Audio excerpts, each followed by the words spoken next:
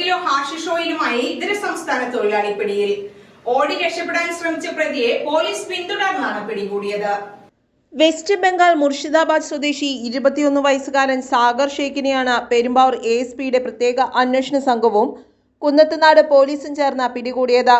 ജില്ലാ പോലീസ് മേധാവി M. ഹേമലതയ്ക്ക് ലഭിച്ച രഹസ്യവിവരത്തെ തുടർന്ന് കിഴക്കമ്പലം ബസ് സ്റ്റാൻഡിൽ നിന്നാണ് കസ്റ്റഡിയിലെടുത്തത്.